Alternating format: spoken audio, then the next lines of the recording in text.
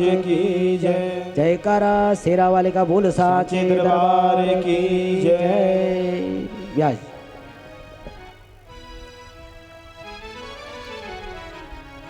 स्वस्ति श्री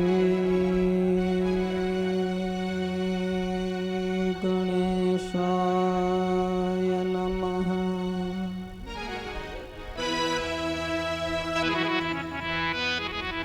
गुरुर्ब्रह्मा गुरुर्विष्णु गुरुर्देवो महेश्वरः। गुरुर्साक्षात् परं ब्रह्म तस्मै श्री गुरुवे नमः।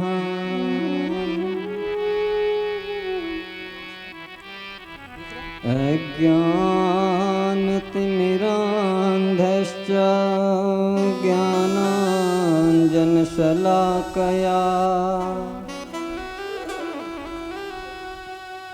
चक्षुरुन्मीलितं येन तस्मै श्रीगुरुवे नमः।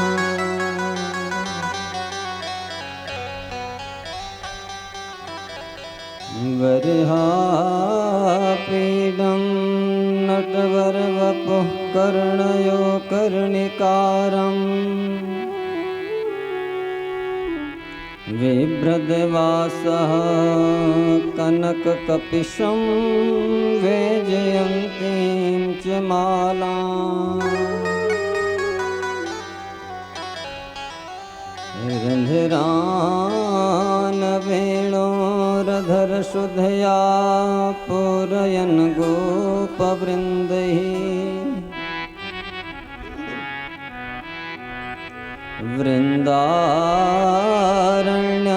स्वपदरमणं प्राविशद्गीतकीर्तिः।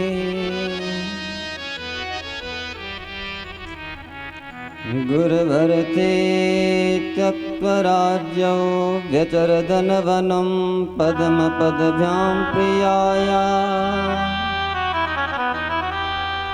पाणिस्पर्शाक्षमाभ्यां मृजितपथरजो यो हरीन्द्रानुजाभ्यां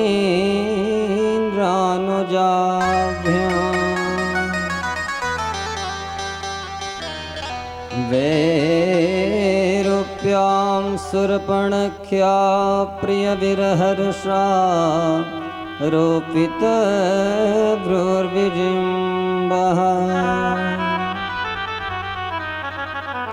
त्रस्तावदिर्बद्धसेतो खलदवदहना कौशलेन्द्रोवतानः।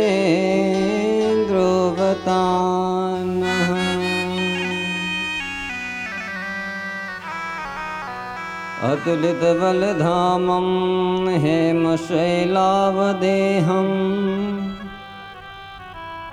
धनुजवनकृशानं ज्ञानिनामग्रगण्यम् सकलगुणनिधानं वानराणामधीशं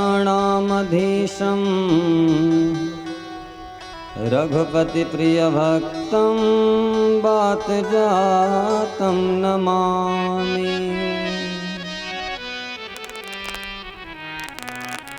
या देवी सर्वभूतेषु शक्तिरूपेण संस्थिता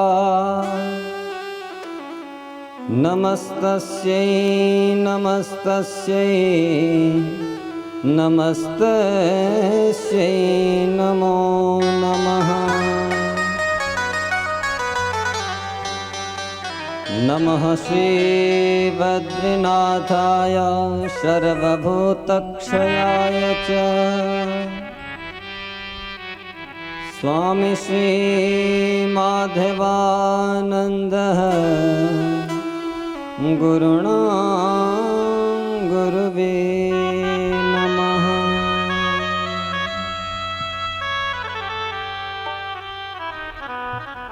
आइए कुछ क्षण अपनी वाणी को पवित्र करते हुए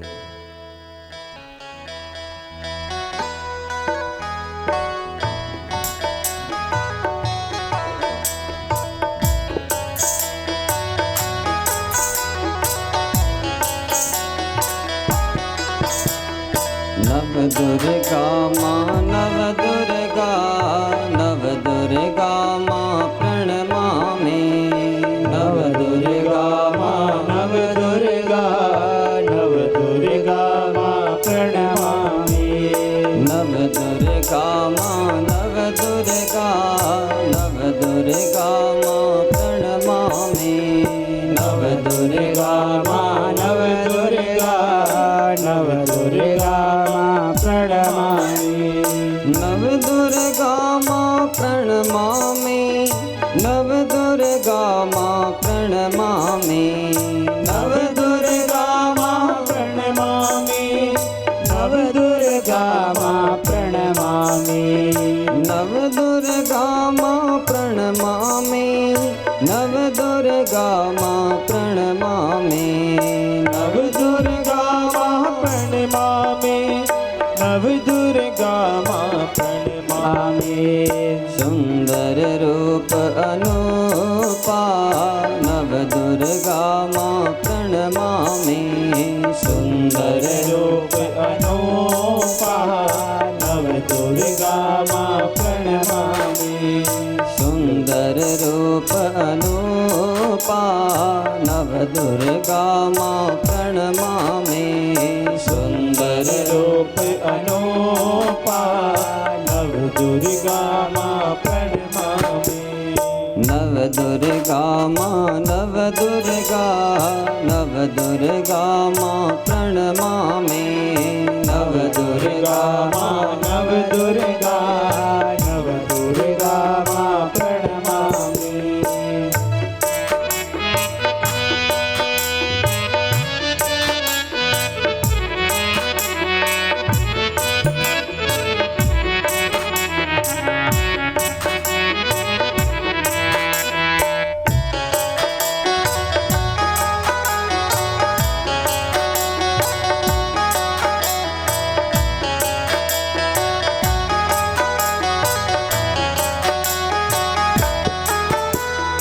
शैलपुत्री ब्रह्मचारिणी नव दुर्गा माँ प्रणमामि शैलपुत्री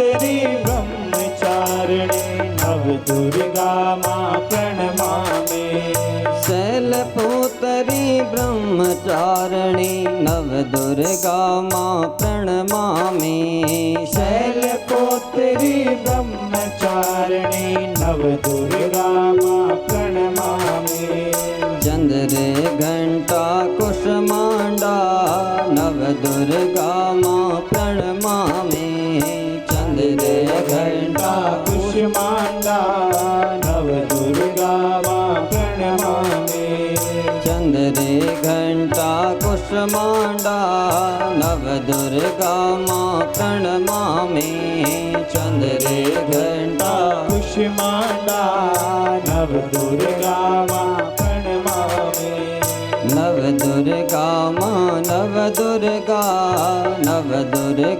माँ प्रणमामि नव दुर्गा माँ नव दुर्गा माँ प्रणमामि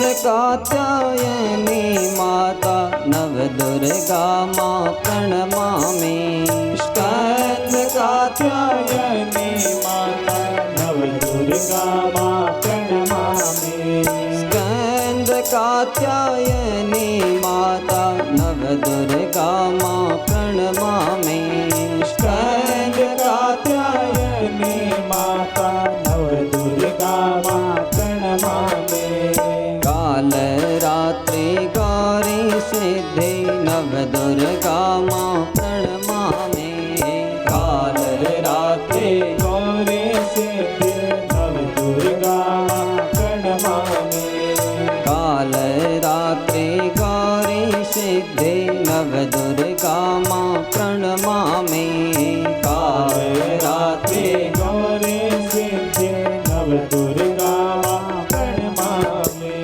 नव दुर्गा मां नव दुर्गा मां प्रणमामि नव दुर्गा मां नव दुर्गा मां प्रणमामि नव दुर्गा मां नव दुर्गा मां प्रणमामि नव दुर्गा मां नव दुर्गा मां प्रणमामि नव दुर्गा मां नव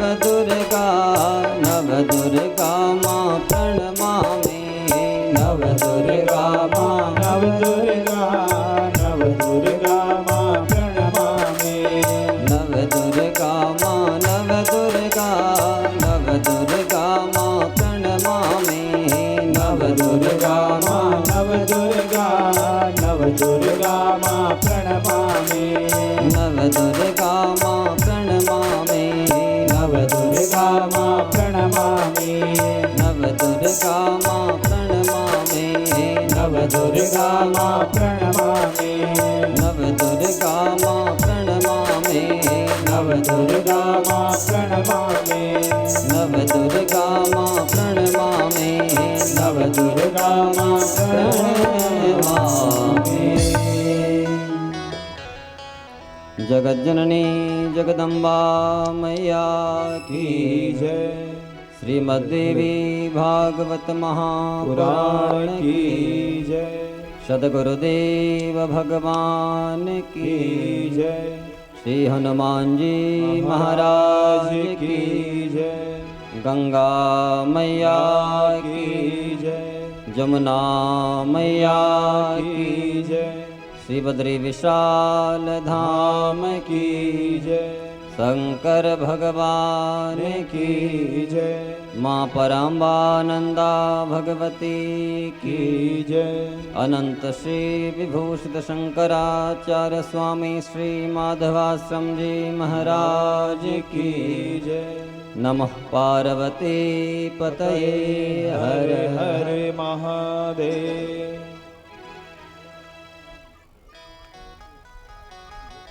परम मंगलमय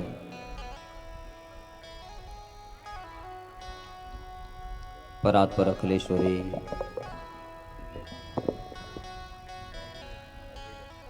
माँ पराम्बा भगवती का वांगमय स्वरूप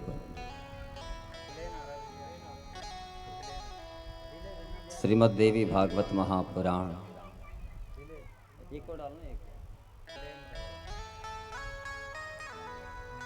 अदृश्य अधेय निर्गुण निराकार सगुण साकार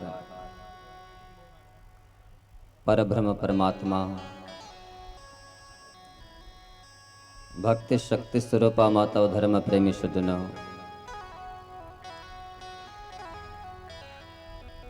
आप सबके हृदय में विराजमान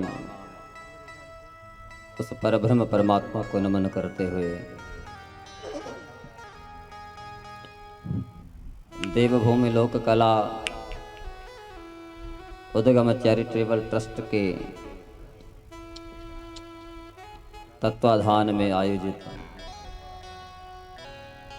और विद्वत आचार्यजनों की पावन सन्निधि में साईं शक्ति मैदान ऐरोली के इस दिव्य प्रांगण में विगत दिनों से चल रही है श्रीमद् देवी भागवत की कथा और चलते चलते आज हम विराम की ओर बढ़ रहे हैं और विराम दिवस की पावन वेला पर व्यासपीठ से आप सबका हार्दिक अभिनंदन है, क्योंकि भगवत जो कथा होती है उसका कभी समापन हो ही नहीं सकता। हाँ, ऐसे किसी के अंदर सामर्थ्य ही नहीं है जो इस कथा का समापन कर सके, और ऐसे किसी के अंदर ये सामर्थ्य भी नहीं है जो इसका गुणगान कर सके। लेकिन फिर भी अपने आदर्शों के, गुरुजनों की पावन प्रेरणा, कृपा के फलस्वरूप जितना हो सका हमने यहाँ गाने का प्रयास किया है। अन्यथा हम कोई ज्ञानी नहीं है, कोई ध्यानी नहीं है।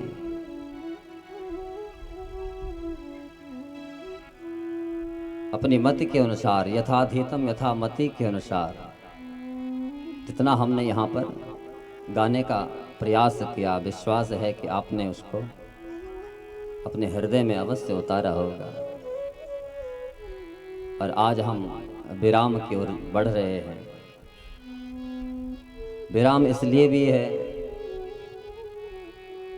कि यहाँ हमको कथा को विराम देना है, फिर उत्तराखंड में जाना है, फिर वहाँ कथा को गाना है, फिर आपके ही महाराष्ट्र में आना है, बुल्ढाना, फिर वहाँ पहुँचना है, वहाँ कथा को विराम देना है, फिर एमपी में जाना है, खरगोन, उसके बाद फिर झारखंड गोमिया में जाना है।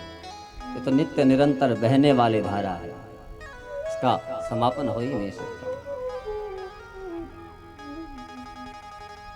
हरि अनंत, हरि कथा अनंता। भगवान की कथा अगाध है। यहाँ इस श्रीमद् देवी भागवत में ही इतनी कथाएं हैं, उतना समय भी हमको आदेश नहीं देता कि उतना आपको यहाँ सुना पाए। वक्ता तो एक समया अवधि में बंधा रहता है, 2.5-3 घंटे में जितना हो सके उतना। लेकिन हमने देखा है आप लोग यहाँ आए, यहाँ बैठे और बड़ी तन्मयता से, कहीं कहीं जगह तो देखने को मिलता है लोग खूब बातें करते रहते हैं, हाँ, कथा पर ध्यान ही नहीं रहता। लेकिन हम कल चर्चा कर रहे थे, यहाँ आकर के ऐसा लगा ही नहीं कि हम मुंबई में कथा कर रहे हैं, हाँ, ऐसा लगा अपने गांव में अपने लोगों के बीच में बैठ कर के हम कथा को गा रहे हैं, लोग मस्ती से सुन रहे हैं।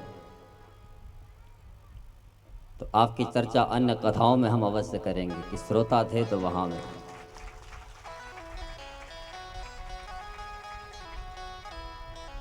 सच्चा श्रोता जब भगवान के दरबार में बैठता है, कथा में बैठता है, तो इसी भाव को लेकर के आता है कि मुझे जो समय मिला है आज, उसकी कृपा से मुझे इसका सदुपयोग करना है। क्योंकि जो समय आज मिला है वो कल मिलने वाला नहीं है। आज यहाँ कथा सुना रहे हैं, कल यहाँ पर हाँ कथा नहीं होगी। इसलिए यहाँ तो पल पल बड़ा कीमती है। इसलिए उस माँ से भाव रखना। हम विश्वास से जाते हैं अब की बार तो 7 दिनों में इस कथा को विराम दिया, अगली बार हाँ देवान जी कह रहे थे 9 दिन का करेंगे। इसलिए हे मेरी मैया अब तो हम तुम्हारे बन गए, तुम हमारे बन गए और हम तुम्हारे बन गए। अब वो माँ हमारा पीछा नहीं छोड़ेगी, हम हाँ तुम्हारा पीछा नहीं छोड़ेंगे। हम का मतलब मैं माँ के लिए कह रहा हूँ, माँ हमारा पीछा नहीं छोड़ेगी और हम सब माँ का पीछा नहीं छोड़ेंगे। इसलिए हे माँ अब तो हम तुम्हारे बन गए, तुम हमारे बन गए और हम तुम्हारे बन गए। कि जब दिल था दुनिया का मेरा, दुश्मन हजारों बन गए। जब दिल दिया है मैंने तुमको, हर दिल के प्यारे बन गए। संसार में इस जीव के हजारों दुश्मन रहते हैं, लेकिन जिसका माँ से भाव रहता है, उस प्रभु से भाव रहता है, उस प्रभु का बन जाता है, जिसको दीन दुनिया से कुछ लेना देना नहीं, जो केवल अपने प्रभु की मस्ती में मग्न है। संसार का जीव उसका क्या करेगा, हाँ? उसका संसार के जीवों से न कोई बैर है, किसी के साथ कोई किसी प्रकार कटु वाक्य का वो प्रयोग नहीं करता। तो दुनिया भी सोचती है कि बड़ा भक्त आदमी है, हाँ, बड़े प्रेम से रहता है, अपनी मस्ती में रहता है, उसके साथ कौन शत्रुता करेगा। इसलिए मन में उस माँ को बैठा करके रखो। आज कथा का हम विस्तार नहीं दे रहे हैं, आज तो केवल व्यवहार की चर्चा होगी।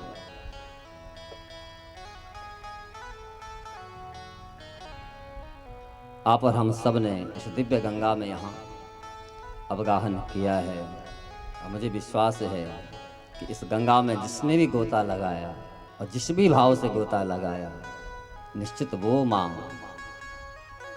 हम सब पर, आप सब पर अपनी कृपा अवश्य बरसाए। कथा से हमेशा 3 लोग पवित्र होते हैं, वक्तारम, प्रेक्षकम, श्रोत्रीम। पहला नंबर तो वक्ता का है, जो उसकी कथा को गाता है, तो उस वक्ता का भी कथा कल्याण करती है। और दूसरा प्रेक्षकम, प्रेक्षक कहते हैं पूछने वाला। और पूछने वाले यहाँ कौन थे? जो आयोजक मंडली है, हाँ, हमारा देवभूमि लोक कला उद्गम चैरिटेबल ट्रस्ट, आपके सभी जो पदाधिकारी हैं और जिसने भी इस यज्ञ में अपना सहयोग दिया, वो सब। तो दूसरा नंबर तो आप लोगों का, आयोजक मंडली का, तो ये कथा उनका भी कल्याण करेगी। और तीसरा है श्रोत्री, जो श्रोता लोग हैं, जो जहाँ जहाँ से इस कथा पांडाल तक पहुँचे हैं और इन कर्णपुटों का दोना बना करके जिन्होंने इस दिव्य रस को पिया है, ये कथा उनका भी कल्याण करती है। भागवत जी में गोपियां भगवान को कहते हैं कि प्रभु इस धरती पर वो जीव कितने धन्य हैं। ये जना भुवि गृह्णन्ति ते जना भूरिदा। जो तुम्हारी कथा को गा रहा है वो कितना पावन, और जो तुम्हारी कथा को पी रहा है वो कितना अद्भुत है। इसलिए महिमा तो दोनों की है, वक्ता की और श्रोता की भी। तो आप और हमारा सौभाग्य था यहाँ इस पांडाल में बैठ करके माँ परामा भगवती का ये दिव्य वांगमय स्वरूप यहाँ विराजित रहा, और इस दिव्य कथा को हमने यहाँ सुना है। और वो भी माँ परामा भगवती के ही सानिध्य में नंदा देवी वहाँ बैठी है, हाँ। तो हमारा सौभाग्य था, जहाँ पहले केवल सांस्कृतिक प्रोग्राम हुआ करते थे, और आज देखो उसी के साथ साथ यहाँ धार्मिक ये गंगा भी बही है। इसलिए हम तो इस चैरिटेबल ट्रस्ट के जितने भी पदाधिकारी हैं, हम तो सबको धन्यवाद देते हैं। उस माँ ने आपके ऊपर कितनी बड़ी कृपा की है, आपके अंदर ऐसा भाव जगाया, उस भाव को आपने पूर्ण किया, और देखो आज हम विराम की ओर बढ़ रहे हैं। कल माँ परामा भगवती पार्वती के पावन विवाह की हमने यहाँ चर्चा की थी। बाद में भगवती पार्वती अपने माँ और पिता से विदा हुई। आज केवल कथा का स्पर्श है, लेकिन जिस समय विदा हो रही थी, पर्वतराज हिमालय के नेत्रों से अश्रु की धारा टपक रही है। सत्यता यही है, जब बेटी का पिता दान करता है, उस समय पिता का हृदय ऐसा लगता है हाथ में आ गया, हाँ। परसों हमारे ललित पांडे जी कह रहे थे, बेटी जैसी जवान होती है, पिता की नजर उस पर रहती है कि पिता का बेटी से ज्यादा प्रेम रहता है, और माँ का बेटे से ज्यादा प्रेम रहता है। पिता सोचते हैं अब बड़ी होगी, अब अपने ससुराल के लिए जाएगी, हाँ। दिन रात उस बेटी के बारे में सोचता है। इसलिए हमारे यहाँ शास्त्रों ने कहा है, सबसे बड़ा जो दान है वो कन्या का दान है। दानानाम उत्तमम दानम और कन्यादानम विधिर्बुधा।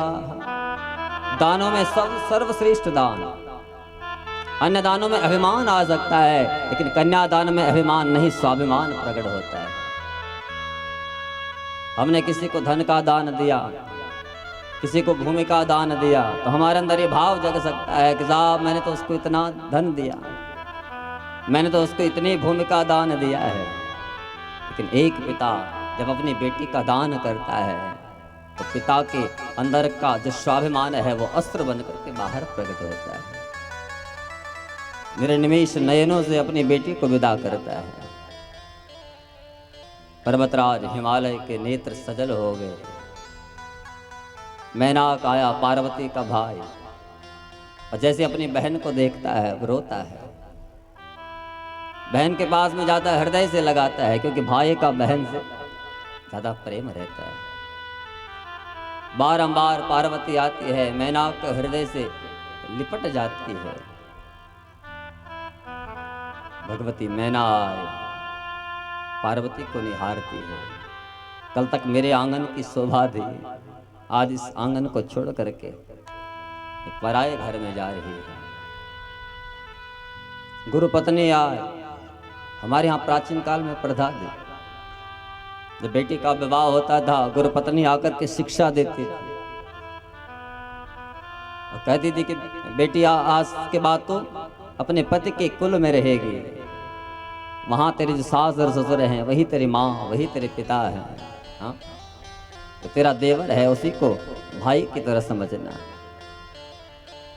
इसलिए अब इस घर से तो उस घर में जा रही है, जो भाव तेरा यहाँ के माँ और पिता के प्रति है वही भाव वहां जाकर के सास और ससुर के प्रति रखना। पातिव्रत धर्म का पालन करना, अपने पति को ही परमेश्वर समझना।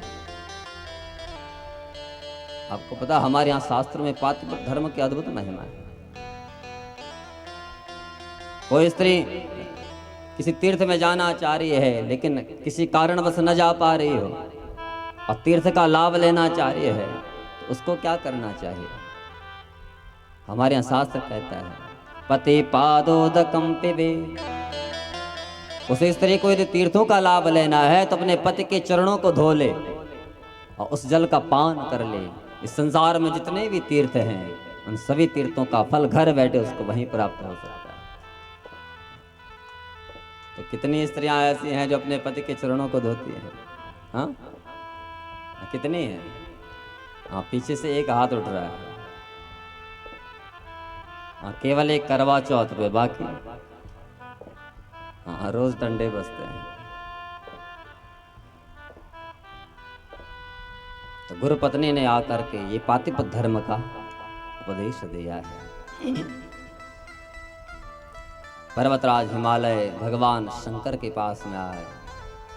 भगवान शंकर से कहा कि प्रभु मेरी जो बेटी है ना, केवल बेटी नहीं है, नाथ उमा कह प्राण प्रिय।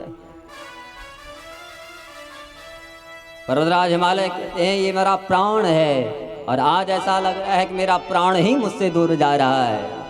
इसलिए प्रभु कदाचित इस पार्वती से कुछ गलती हो जाए, आप इसको मत डांटना।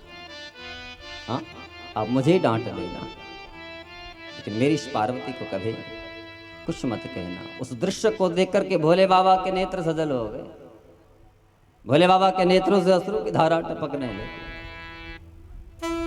जैसे तैसे पार्वती को विदा किया। कैलाश में आकर के पार्वती भगवान शंकर के साथ में रहने लगी। कालांतर में भगवान शंकर के तेजस से कार्तिकेय का जन्म है और तारकासुर का संहार है। फिर उसके बाद वहाँ गणेश जी की उत्पत्ति भगवती के शरीर के मल से, शरीर के मैल से। भगवान शंकर के द्वारा गणेश जी का सिर का कटना, हाथी का सिर उनसे जोड़ना, ये बृहद चर्चा है, उतना समय आदेश नहीं देता।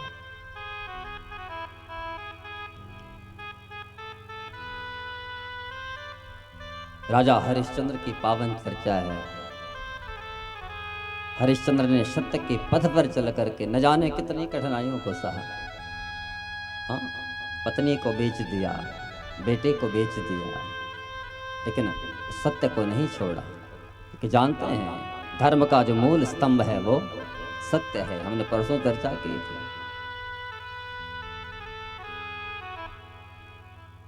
बड़ी परीक्षा विश्वामित्र ने राजा हरिश्चंद्र के लिए है।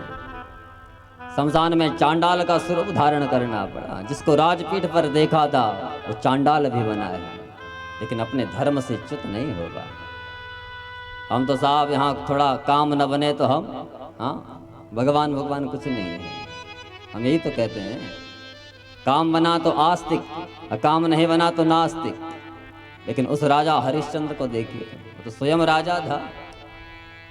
स्वप्न में देखा था कि मैंने अपना जो राजकोष है ये विश्वामित्र को दे दिया, अरे वास्तविकता में उनको सारा का सारा दान किया है। चांडाल बन गए, लेकिन परिणाम अंत में सत्य की ही जीत होती है। देवताओं को आना पड़ा राजा हरिश्चंद्र के सत्य चिंतन को देख करके, राजा हरिश्चंद्र को भगवत धाम में लेकर के। सत्यवान सावित्री का चरित्र है। भगवती सावित्री ने पातिव्रत धर्म का पालन किया तो मरे हुए पति को वापस ले आए धर्मराज से, यमराज से। हाँ, सत्यवान की अल्पाय जंगल में लकड़ी काट रहा था, नीचे वो सावित्री बैठी हुई है। और जैसे शरीर से प्राण निकले, यमराज आए और लेकर के चले गए, और सावित्री ने पकड़ लिया पीछे से। यमराज ने देखा ये कहाँ आ रही है, कहा कि बेटी इसका समय पूरा हो चुका है। लेकिन सावित्री कहती है कि तो मेरे पति हैं, आप इनको लेकर के जा रहे हो तो मुझे भी ले चलो। यमराज ने कहा कि बेटी ऐसा नहीं हो सकता, तुम्हारा तो अभी समय है। लेकिन सावित्री ने कहा कि बिना पति के मैं जाने वाले नहीं। यमराज ने कहा तुम कुछ वर मांग लो। सावित्री ने कहा देना चाहते हो तो इनके द्वारा मेरे गर्भ से पुत्रों का प्राकट्य हो जाए। मेरे घर में पड़े हुए जो अंधे सास ससुर हैं उनकी आंखों में तेज आ जाए। और यमराज ने ढंग से सुना है ने तथास्तु कह दिया। और जब सावित्री ने कहा कि तुमने तथास्तु कहा है, अगर इनके द्वारा मेरे गर्भ से संतान की उत्पत्ति होनी है, लेकिन इनको तो तुमने मार दिया, इनको तो तुम लेकर के जा रहे हो, फिर कैसे इनके द्वारा संतान पैदा होगी। तो यमराज को विवश होकर के सत्यवान को वापस लौटाना पड़ा, पुनर्जीवन देना पड़ा। तो पातिव्रत धर्म करने वाली जो स्त्री हैं उनमें इतनी ताकत है कि मृतक जीव को ही वो इसके अंदर प्राण का संचार करा सकती है। गायत्री की दिव्य महिमा है। गायत्री का जिसका गान किया जाए, लेकिन बाहर नहीं, अंदर। हाँ, हमारे यहाँ गायत्री को बिल्कुल गुप्त मंत्र माना है, और इतना गुप्त माना है कि इन होंठों को भी पता नहीं लगना चाहिए कि हम गायत्री मंत्र पढ़ रहे हैं। लेकिन विडंबना है, आज लोग खूब गायत्री मंत्र बाहर उसका उच्चारण करते हैं, लेकिन जबकि गुप्त मंत्र है। हमारे यहाँ 3 चीजों को बड़ा गुप्त माना है, मंत्र, माला और मूर्ति।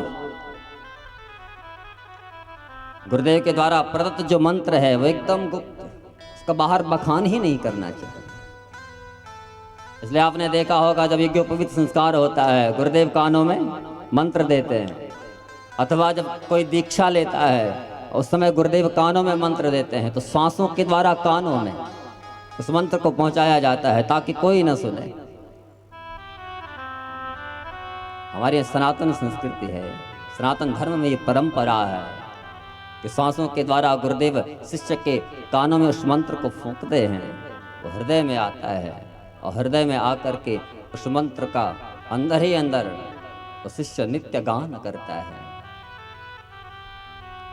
दूसरा माला, जिस माला में उस मंत्र का जाप किया जाता है वो माला भी गुप्त, उसको भी बाहर दिखाना नहीं चाहिए। इसलिए ब्राह्मणों के हाथों में आपने देखा होगा झोली रहती है, हाँ, उस झोली के अंदर उस माला को रखा जाता है और तब उसका जाप किया जाता है। और तीसरा है मूर्ति, जो हमारा इष्ट है, इसको हमने यहाँ बैठा रखा है, वो भी एकदम गुप्त, इसका भी ज्यादा बखान नहीं करना है। जितना बखान करते रहोगे उतना उनकी शक्ति क्षीण होती रहती है। उनका दर्शन कीजिए, लेकिन बखान नहीं। संध्योपासना की चर्चा है, यहाँ बड़ी दिव्य चर्चा है, सुरत समाधि की चर्चा है। दो ऐसे, एक राजा था और एक बनिया था। लेकिन राजा तो पराजित हो गया, विदर्भियों ने इसका राज छीन लिया, तो घर बार त्याग करके जंगल में गया।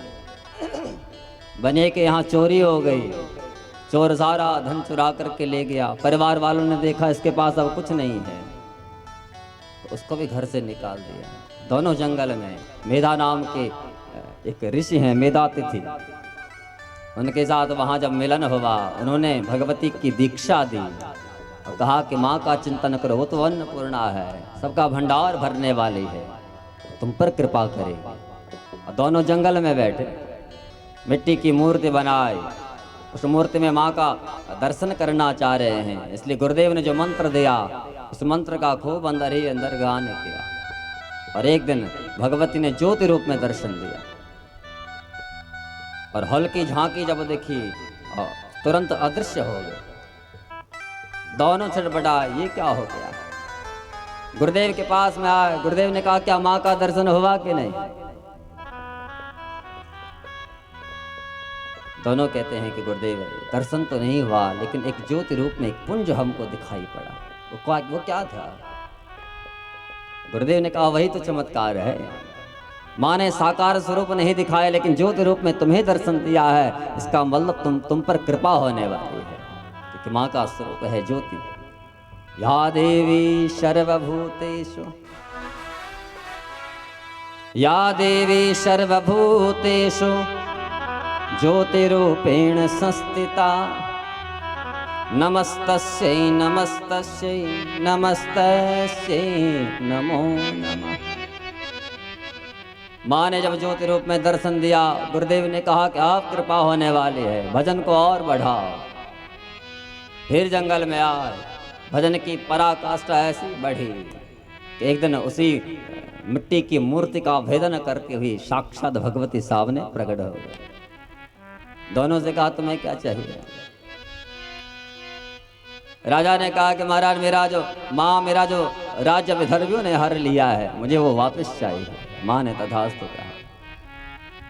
उस बनिए ने से कहा कि तुम्हें क्या चाहिए। उसने कहा कि माँ मुझे धन नहीं चाहिए। अरे जिस परिवार के लिए पागल था, दिन रात मेहनत किया, हाँ, और अंत में जब मेरे पास कुछ नहीं रहा, उन्होंने मुझे घर से ही निकाल दिया। इसका मतलब दुनिया स्वार्थी है, अपने स्वार्थ के लिए जीती है। कहा कि माँ मुझे उस दुनिया में जाना ही नहीं है, अगर देना चाहती है तो अपनी भक्ति दे दे। तो माँ ने अपनी पराभक्ति इसको समर्पित की और माँ का चिंतन करते करते भगवत धाम में चला गए। तो यहाँ बड़ी अद्भुत चर्चा है। अंत में गायत्री की महिमा को सुना करके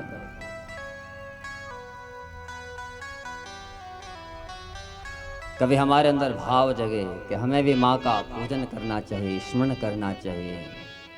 माँ को क्या प्रिय है उसकी चर्चा है और उसी के साथ यहाँ कथा को विराम भी है। आप नवरात्रों में पूजन करते हैं, हाँ, तो हमारे यहाँ वर्णन है कि माँ को क्या प्रिय है, किस तिथि को माँ का क्या भोग लगाना चाहिए।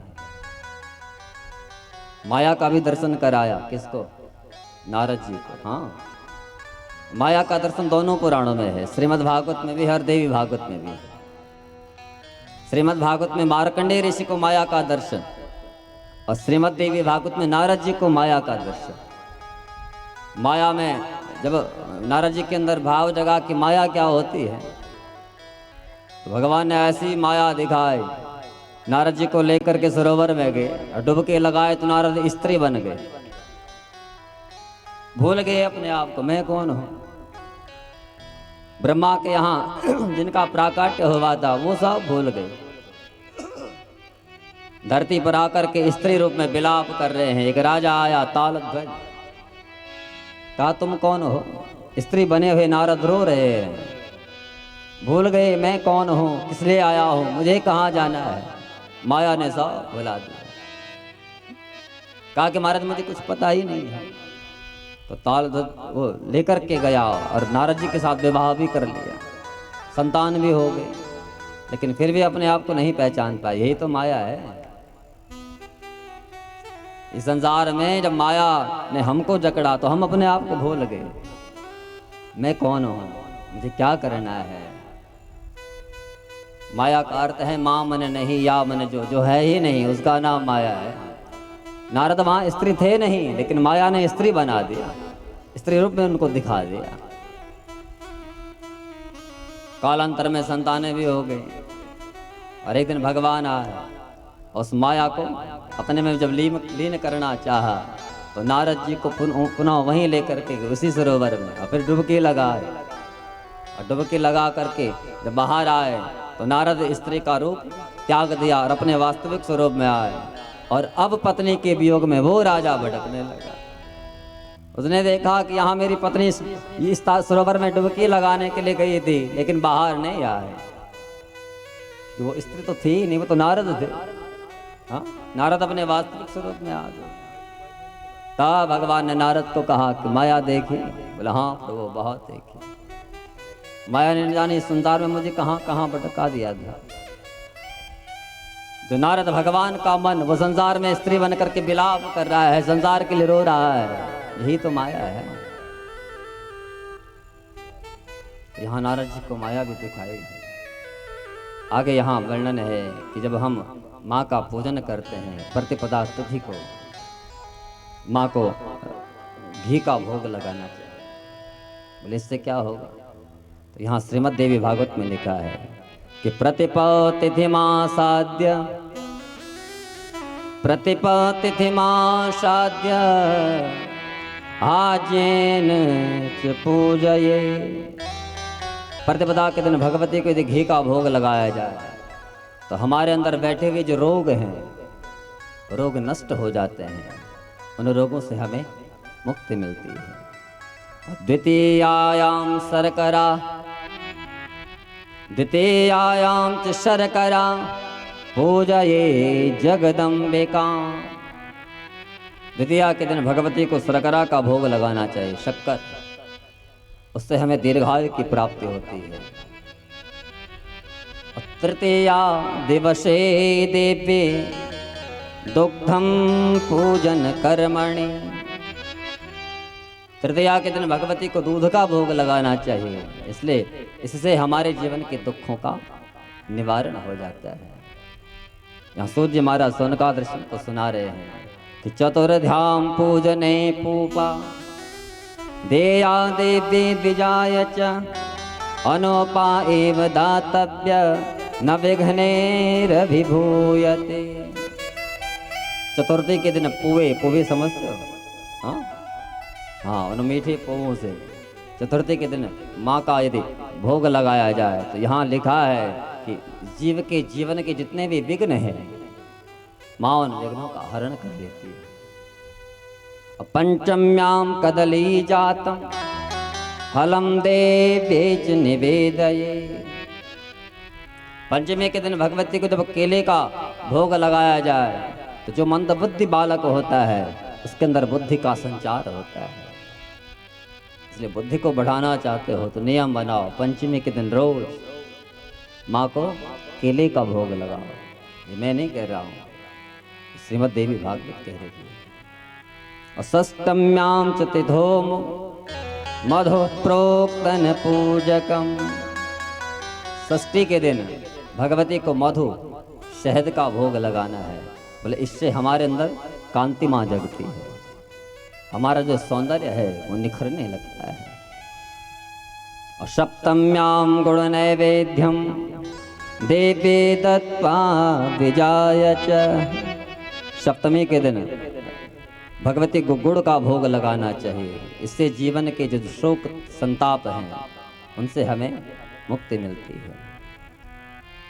यहाँ वर्णन है कि अष्टमी को भगवती को नारियल का भोग लगाना चाहिए, जो कच्चा नारियल जटा वाला। बोले उससे क्या होगा? बोले उससे तापहीन व्यक्ति, हाँ, उसके अंदर बल पराक्रम आता है। नवमी के दिन भगवती को वस्त्रों का दान करना चाहिए। उससे इहलोक और परलोक दोनों लोकों में कभी हमको कष्ट नहीं होगा। इहलोक और परलोक दोनों का सुधर जाता है। दशमी के दिन भगवती को काले तिल चढ़ाने चाहिए। उससे यम का जो दंड है वो कभी हमको स्पर्श नहीं कर सकता। हाँ, इसका मतलब मृत्यु के भय से हम मुक्त हो जाएंगे। एकादशी को भगवती को दही का भोग लगाना चाहिए, उससे भगवती का सानिध्य हमको मिलता है। द्वादशी को भगवती को चूरा समझते हो? हाँ, तो भगवती को द्वादशी के दिन उसका भोग लगा करके भगवती की सामीप्यता हमको मिलती है। त्रयोदशी को भगवती को काले चने, जिनका आपने देखा होगा, हम अधिकतर जब अष्टमी नवमी आती है भगवती को हम चढ़ाते हैं। तो पहले त्रयोदशी को जो उसका भोग लगाता है, तो जिसके जीवन में संतान का अभाव है, ये उपाय उसको ज़्यादा करना चाहिए। उससे जीवन में संतान का सुख मिलता है। चतुर्दशी के दिन यहाँ सत्तू का भोग लगाने की बात श्रीमद् देवी भागवत में कही है। इससे शंकर और शिव इन दोनों की कृपा हम पर बरसती है। और पूर्णिमा और अमावस के दिन भगवती को खीर का भोग लगाना चाहिए। उससे हमारे जो कुल के पितृ हैं वो तृप्त हो जाते हैं। यहाँ चर्चा है। और कदाचित प्रति तिथि में हम ये न कर पाएँ तो फिर यहाँ वारों की भी चर्चा है कि रविवार को भगवती को खीर चढ़ानी चाहिए, सोमवार को भगवती को दूध चढ़ाना चाहिए, मंगलवार को केला, बुधवार को मक्खन, गुरुवार को शक्कर, शुक्रवार को मिश्री और शनिवार को घी। यहाँ वो ये माँ के भोग की चर्चा श्रीमद् देवी भागवत में है। तो बोले जो ऐसा नियम के अनुसार माँ का नित्य पूजन अर्चन और भोग लगाता है तो निश्चित माँ की सामीप्यता उसको मिलती है और माँ की कृपा का वो अनुभव करता है।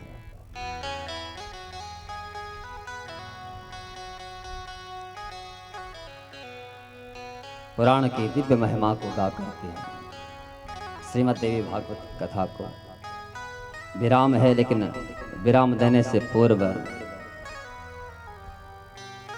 हम पहले तो धन्यवाद करना चाहेंगे अपने ट्रस्ट का, जिन्होंने हमें यहाँ पर आने का ये अवसर दिया। हमने यहाँ पर आकर के इस कथा को अपनी मति के अनुसार जो गाया है, आपके अंदर ये भाव जगा, माँ पराम्बा भगवती की प्रेरणा और कृपा, कहीं न कहीं से वो प्रेरणा मिली होगी और कहीं न कहीं उसने आप पर कृपा की होगी, तभी तो ऐसा भाव मन में जगा है। और ऐसा ये दिव्य पुराण, ये वांग्मयी प्रतिमूर्ति माँ की यहाँ पर आपने विराजित की। इस कथा में हम सब ने यहाँ अवगाहन किया। तो हमारे इस ट्रस्ट से जुड़े हुए जितने भी लोग हैं, देवान जी हैं, दीपा सोन जी हैं, अन्य आपके जितने भी ट्रस्टी हैं, सदस्यगण हैं, कार्यकारिणी में जितने भी लोग हैं, नाम लिस्ट बहुत लंबी है। हाँ, तो धन्यवाद तो हमारे ट्रस्टी लोग आप सबका बाद में करेंगे, लेकिन व्यासपीठ से संपूर्ण इस ट्रस्ट का हम व्यासपीठ से धन्यवाद देते हैं कि आपने हम सबको यहाँ पर आने का जो अवसर दिया है और हमने इस कथा को यहाँ पर गाया है। ये कृपा केवल आप ही पर नहीं, हम पर भी है। हाँ, भगवती की कथा गाने का अवसर किसको मिलता है? भागवत की कथा हमने बहुत गाई। हाँ, 270वीं कथा है और इसमें सबसे ज़्यादा हमने भागवत की ही कथा की है। लेकिन कृपा हुई उस माँ की कि उनके दिव्य चरित्रों को गाने का हमें यहाँ पर अवसर मिला है। धन्यवाद के पात्र हैं हमारे सभी आचार्य लोग। आपसे पूर्व परिचित तो नहीं थे, लेकिन यहाँ आकर के हमने आपका स्वभाव, उस मधुर स्वभाव को देखा है। आपने यहाँ पर जिन वेद मंत्रों के द्वारा सुबह प्रातःकाल जो पूजन अर्चन किया है, निश्चित माँ उस भाव को जरूर देखेगी और आप पर भी अपनी कृपा अवश्य बरसाएगी। और हम भी आशा करते हैं कि आपका स्नेह सदैव हम पर बना रहे।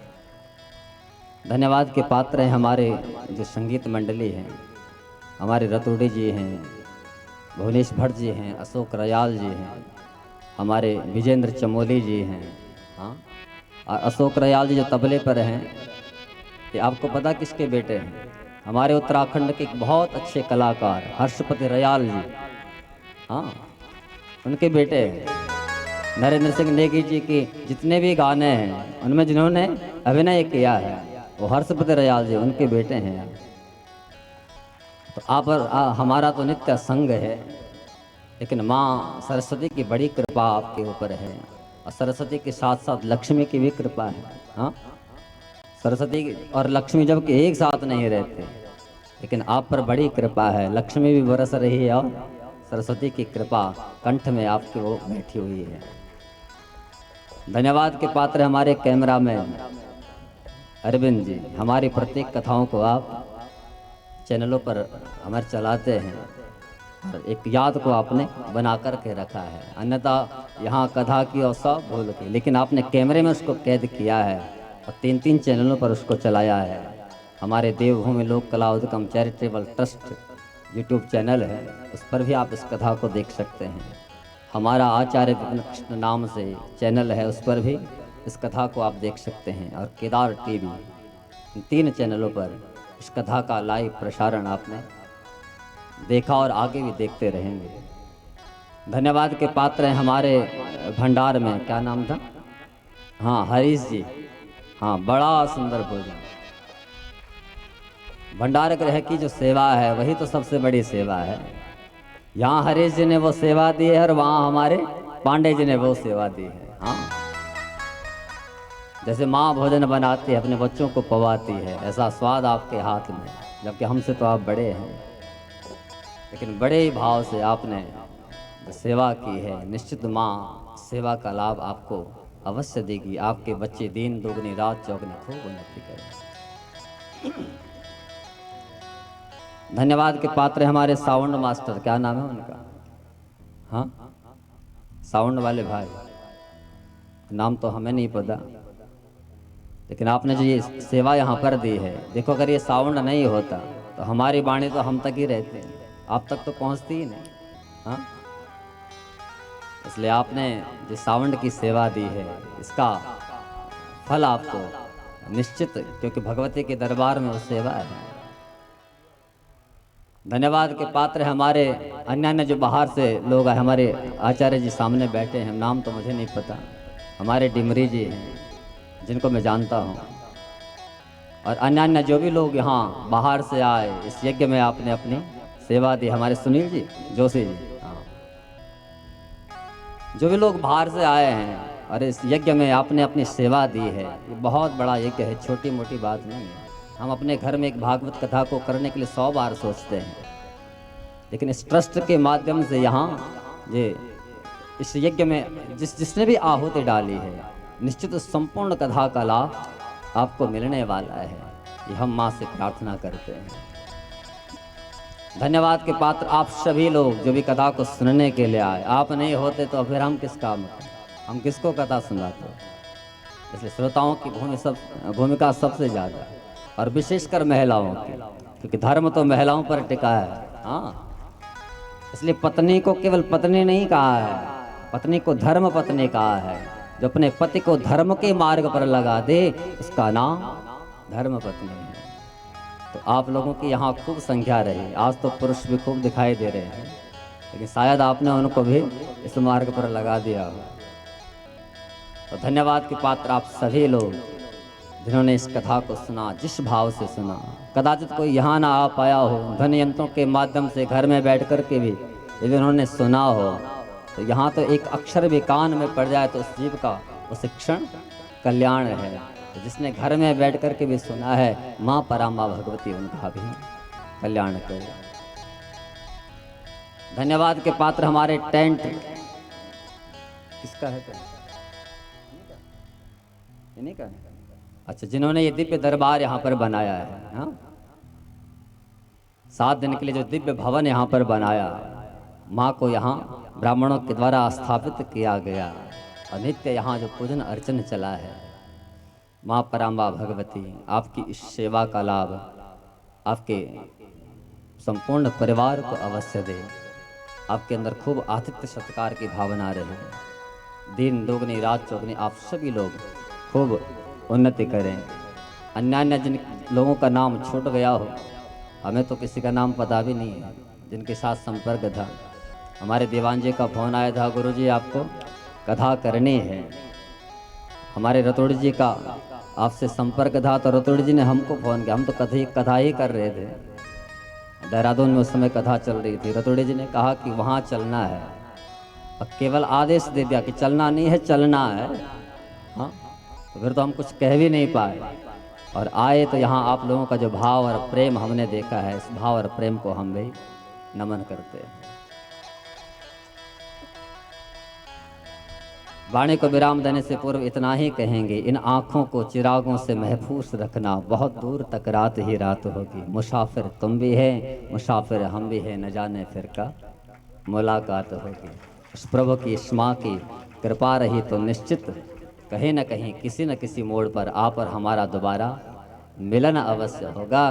तब तक के लिए श्रीमद्देवी भागवत महापुराण की जय। जगत जननी जगदम्बा मैया की जय। सद्गुरुदेव भगवान